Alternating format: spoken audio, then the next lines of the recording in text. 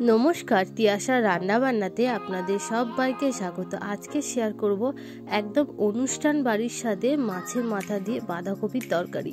খেতে কিন্তু এটা দুর্দান্ত স্বাদের হয়, আর একদমই অনুষ্ঠান বাড়িতে যেরকমভাবে করে সেরকমভাবেই কিন্তু আজকে আপনাদের সাথে আমি শেয়ার করব। তো চলুন রেসিপিটা শুরু করি। তার জন্য প্রথমে এখানে বেশ খানিকটা পরিমাণে সর্ষের তেল দিয়ে মাছের মাথাগুলোকে একটু ভালোভাবে ভেজে নেব নুন হলুদ দিয়ে। তারপর মাছের মাথাগুলোকে তুলে নিয়ে ওই তেলের মধ্যে আরেকটু পরিমাণে আমি তেল অ্যাড করে দিয়েছি। তারপর এখানে দিয়ে দিয়েছি দুটো ছোটো ছোটো পেঁয়াজ কোচানো। এবার পেঁয়াজটাকে দিয়ে একটু ভাজা ভাজা করে নেব। তারপর এখানে দিয়ে দেবো টমেটো কোচানো। এবার টমেটোটাকে দিয়েও একটু ভাজা ভাজা করে নেব, যাতে পেঁয়াজ আর টমেটোর যে কাঁচা গন্ধটা থাকে না সেটা যাতে চলে যায়।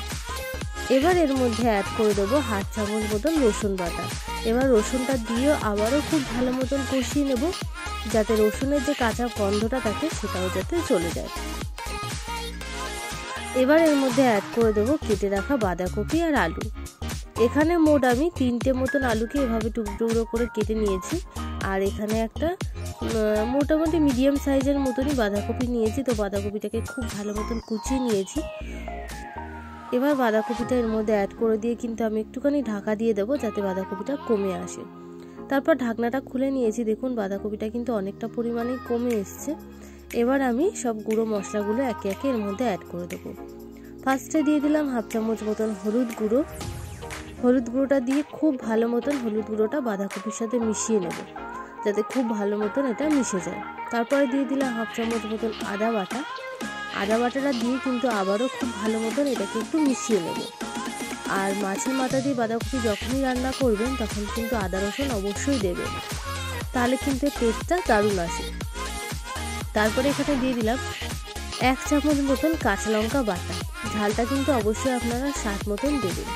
এবার দিয়ে সমস্তটাকে খুব ভালো মতন করে আমি বাঁধাকপির সাথে মিশিয়ে নেব, যাতে খুব ভালো মতন করে এটা মিশে যায়।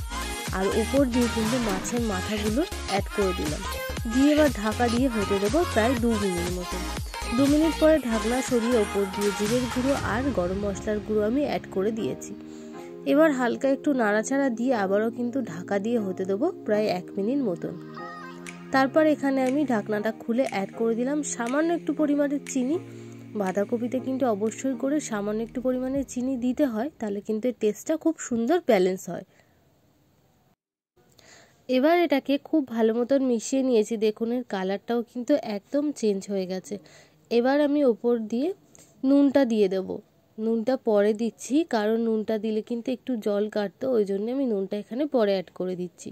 তো নুনটা দিয়ে আবারও খুব ভালো মতন মিশিয়ে 1 মিনিট মতন রান্না করে নেবো। ব্যাস, তাহলেই রেডি হয়ে গেল মাছের মাথা দিয়ে বাঁধাকপি।